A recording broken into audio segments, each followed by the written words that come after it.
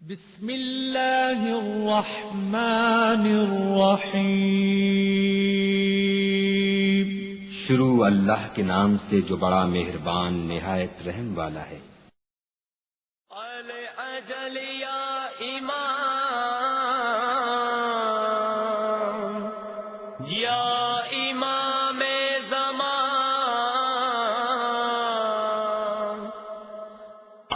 اجل یا امام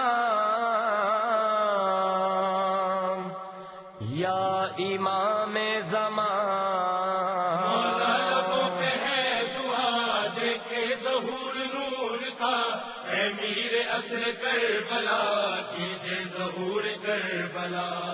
اجل یا امام یا امام زمان، اجل یا امام یا امام زمان، گریا گناہ غم زدہ نوحہ گناہ ستم زدہ، اصل کمال بندگی اصل یزید و غرملا، اجل یا امام یا امام زمان، اجل یا امام یا امام زمان، ظلم و ستم جہان میں اعلیٰ شعار ہو گئے، اتنے جوان و پیر یوں حق پر نثار ہو گئے، رو رو کے بندگی یہی کہتی ہے سر کو پیٹ کر، رو رو جفا جہاد میں کیسے شمار ہو گئے، پانچ وقت کی نمازوں کا وقت فضیلت کون سا ہے، خصوصی طور پر عصر اور عشاء کی نمازوں؟ میرے محترم، جب زوال عرفی ہو جائے، عرف والے کہیں کہ سورج ڈھل گیا ہے، تو نماز ظہر کا وقت شروع ہو جاتا ہے، اس کے ختم ہونے کے بعد عصر کی نماز پڑھی تو جا سکتی ہے، لیکن درمیان میں کم از کم 1.5-2 گھنٹے کا فاصلہ رکھا جائے، جب ہر چیز کا سایہ 2 برابر ہو جائے اس وقت تک فضیلت ہے، اس وقت جو ہے فضیلت عصر شروع ہوتی ہے۔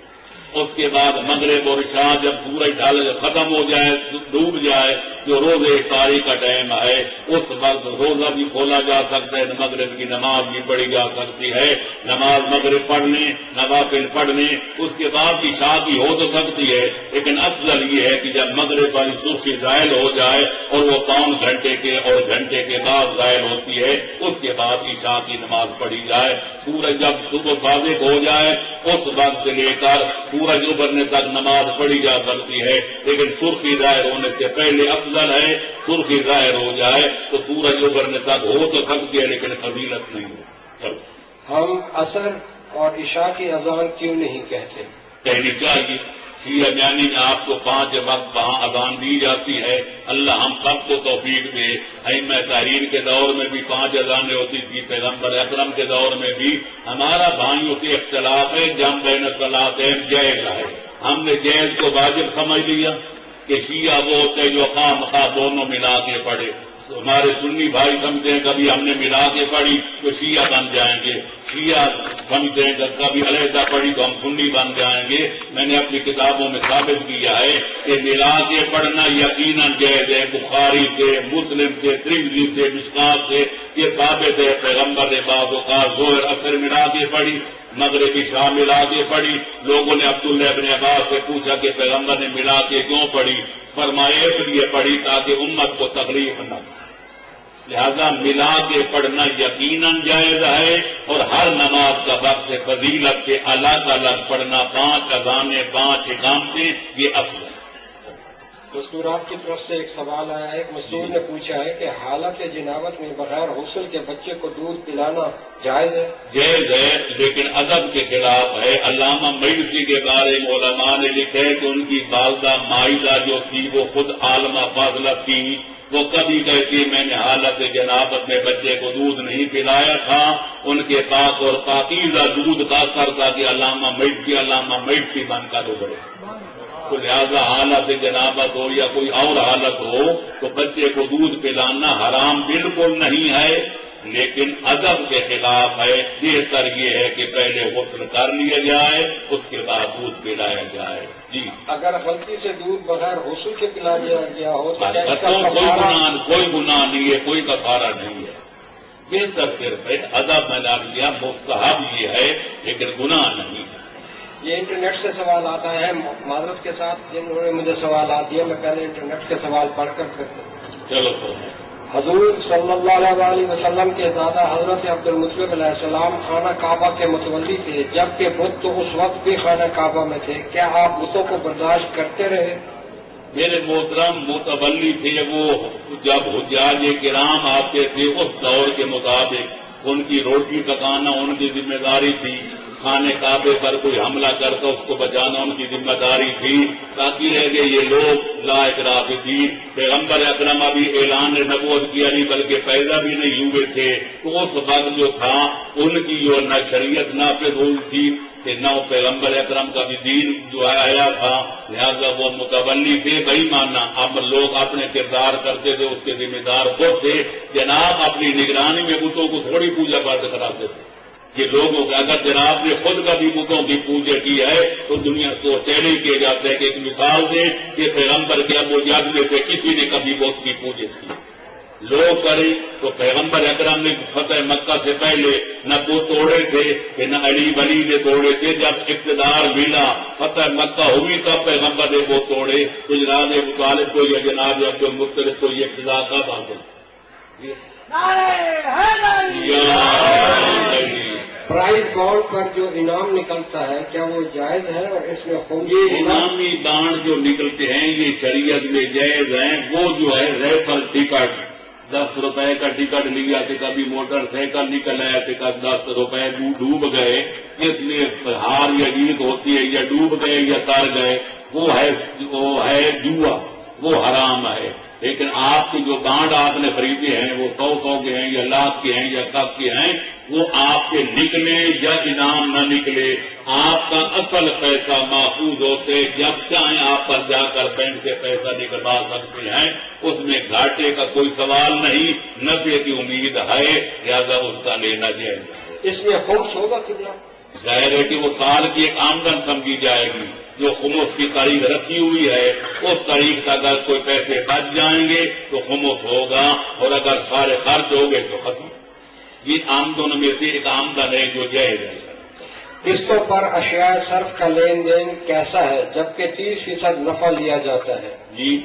قسطوں پر اشیاء صرف کا لین میرے دین محترم بات یہ ہے کہ مسئلہ پہلے سمجھ لیں کہ نقد اور ادھار میں سوال یہ ہے کہ آیا نقد اور ادھار کے دو نرخ جائز ہیں یا جائز نہیں؟ عام طور پر یہ سمجھا جاتا ہے کہ جو نقد کا ریٹ ہے وہی ادھار کا ہونا چاہیے، لیکن علماء کا فیصلہ یہ ہے، حدیث آل محمد کا لب رباب یہ ہے کہ نقد اور ادھار میں تھوڑا سا فرق رکھ لیا جائے تو کوئی حرج نہیں، کیونکہ نقد میں یہ ہے کہ بیچنے والا جنس دیتا ہے، پیسے لے لیتا ہے، اپنے تصرف میں لے آتا ہے، ادھار پہ دینے والا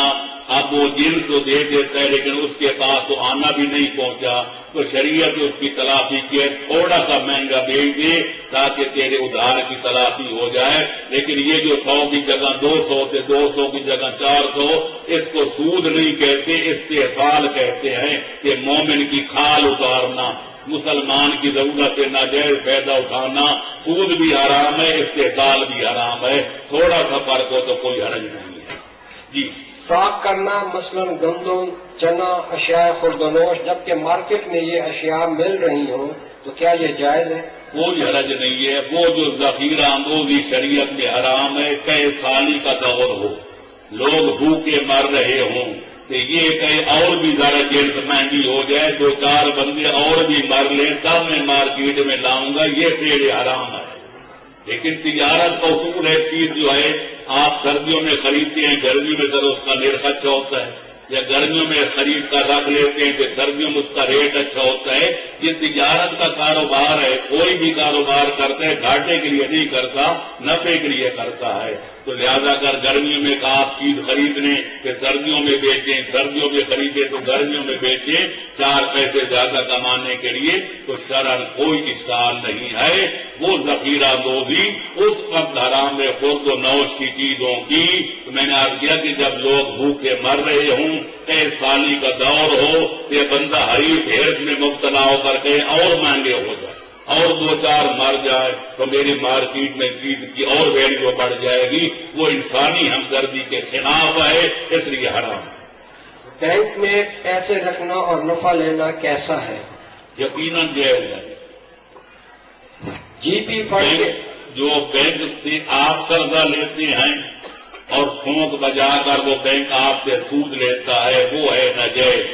اگر ضرورت کے تحت لینا پڑے تو اس کے لیے کوئی ہیلا کرنا پڑتا ہے، وہ الگ موضوع ہے۔ لیکن آپ جو پیسے رکھواتے ہیں کہ بینک آپ کو خوشی سے کوئی نہ کوئی منافع دیتا ہے تو اس کا نقصان کسی دوسرے کو بھی نہیں پہنچتا، تو بقول آگئے کرو جردی آل اللہ مقام ان پورے کے کام کا مرد امید حد تم برائے تشریح کا بدھر ہم بقب سے نبی رسد در گرفت قانون اسلام بھی۔ وہ بینک جو پیسے دیتا ہے وہ لوگوں کو شوق دلانے کے لیے دیتا ہے تاکہ لوگ اور جمع کرائیں، تو اس کو دیتا ہے تو اس کا نقصان بھی کسی کو نہیں پہنچتا، لہذا اس پیسے کے لینے میں کوئی اشکال نہیں ہے۔ جی پی فنڈ کے اوپر گورنمنٹ جو نفع دیتی ہے وہ بھی جائز ہے۔ خود بخود وہ کاٹتی ہے کہ خود نفع دیتی ہے، وہ شیر مادر کی طرح آپ کے لیے حلال۔ ہندو بھی بتوں کو خدا سے پہنچنے کا ذریعہ اور واسطہ اور وسیلہ سمجھتے ہیں، ہم بھی محمد و آل محمد علیہ السلام کو وسیلہ مانتے ہیں، کیا فرق ہے؟ کیونکہ فرق اتنا ہے کہ وہ وسیلے خود اپنے ہاتھوں سے بناتے ہیں کہ ہم اللہ کے بنائے ہوئے کو وسیلہ مانتے ہیں۔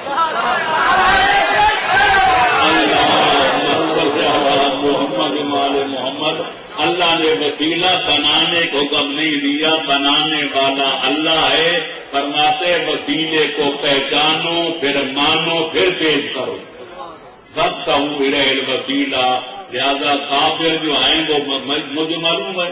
سب جانتے ہیں کہ جب ان سے پوچھا جاتا تھا کہ وہ متعبدونہم ان بتوں کی پرستش کیوں کرتے ہو تو وہ کہتے تھے اس لیے کرتے ہیں لیقربونا الی اللہ زلفیٰ، تاکہ بڑے خدا تک ہمیں پہنچا دیں۔